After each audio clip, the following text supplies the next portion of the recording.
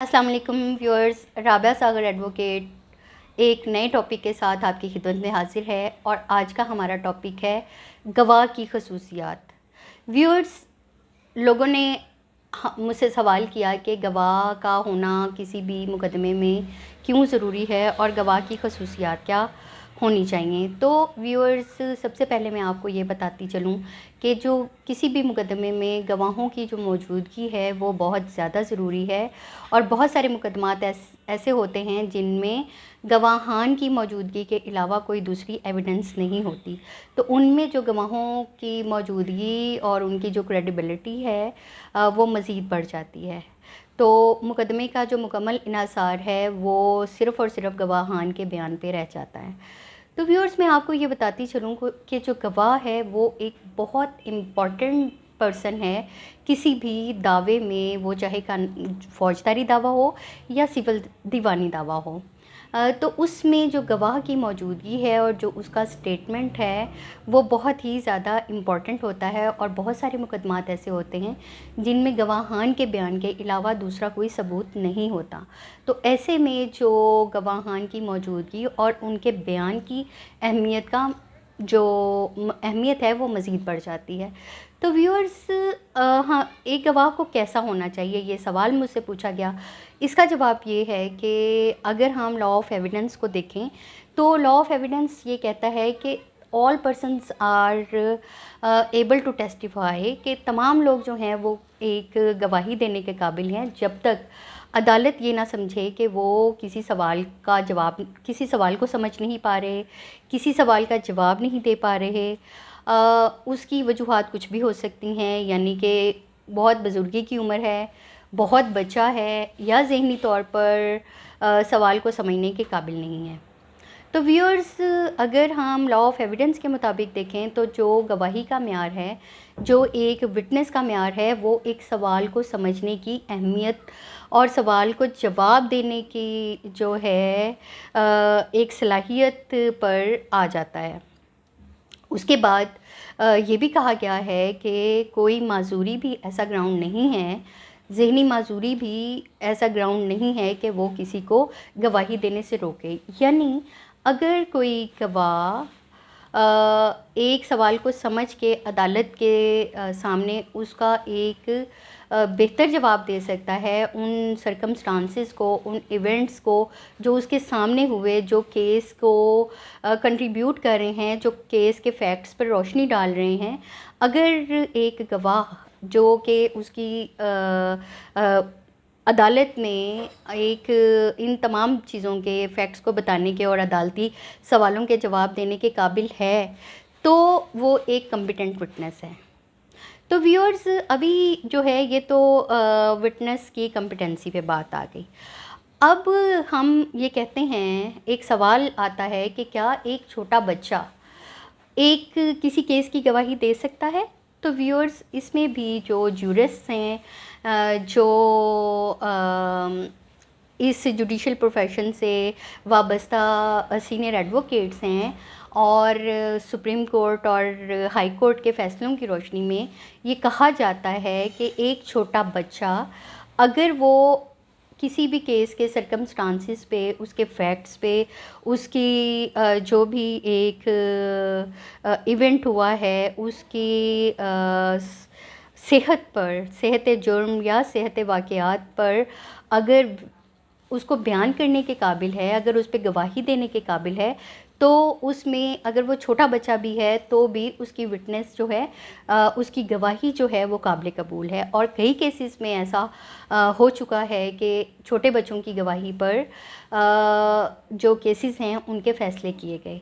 इसी तरह से अगर कोई पार्शियली ज़हनी तौर पर माज़ूर है, पार्शियली मतलब हर टाइम वो उसकी ज़हनी हालत जो है वो एक सी नहीं रहती। सम टाइम वो ज़हनी तौर पर कुछ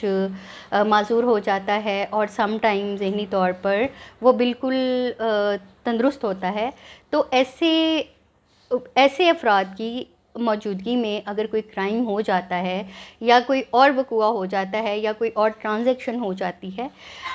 तो उसकी गवाही भी काबिल कबूल है अगर वो अदालती सवालों के जवाब देने में और अदालती जो भी बयान देते वक्त जो ज़रूरियात हैं उनको समझने और उनके रिस्पॉन्ड करने की सलाहियत रखता है, तो वो एक कॉम्पिटेंट विटनेस है। इसी तरह से ख़वातीन की गवाही की बात की जाती है तो ख़वातीन को भी एक कॉम्पिटेंट विटनेस करार दिया गया है और उनकी गवाही जो है फ़ाइनेंशियल ट्रांजैक्शंस में और जो भी डेली के मामलात हैं या उनके सामने अगर कोई वक़ूआ हो जाता है तो उनमें ख़वातीन की जो गवाही है वो काबिल कबूल है। अब हम बात करते हैं उन केसेस की जिसमें जो गवाह का मेयार है वो मज़ीद बुलंद हो जाता है। तो ऐसे केसेस जिनमें गवाह का मेयार बहुत ज़्यादा स्ट्रिक्ट हो जाता है वो हदूद के केसेस हैं, यानी कि ऐसे केसेस जिनमें गवाही जो है वो केस का जो फ़ैसला है वो हदूद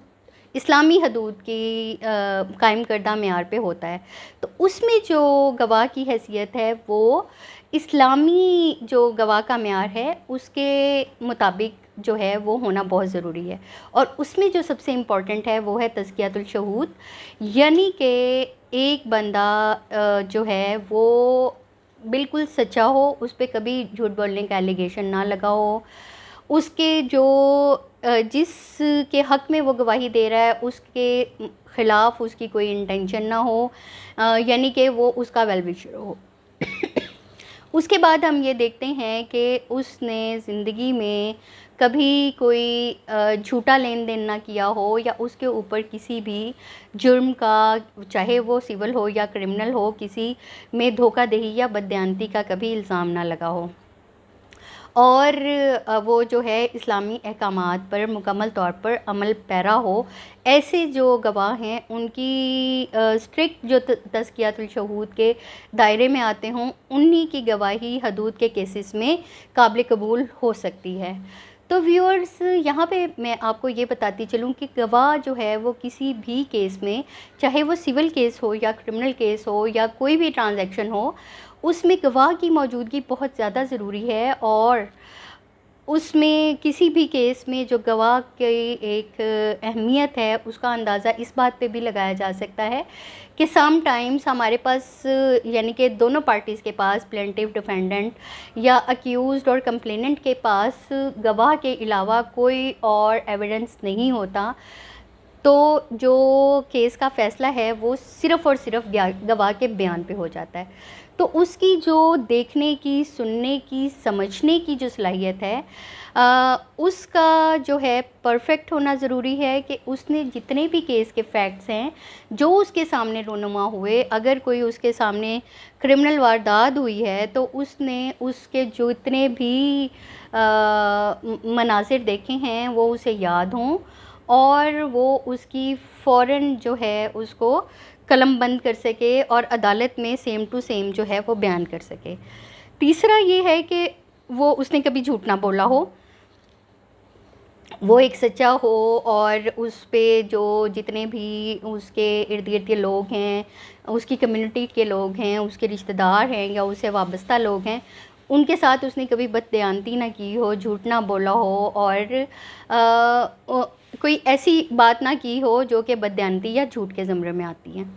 तो व्यूअर्स, गवाह जो है वो बहुत इम्पॉर्टेंट है और गवाही का जो मेयार है वो मैंने आपको बता दिया कि अगर इस्लामी उसको क्राइटेरिया पे देखें तो उसमें तज़कियतुल शहूद का होना बहुत ज़्यादा ज़रूरी है और अगर हम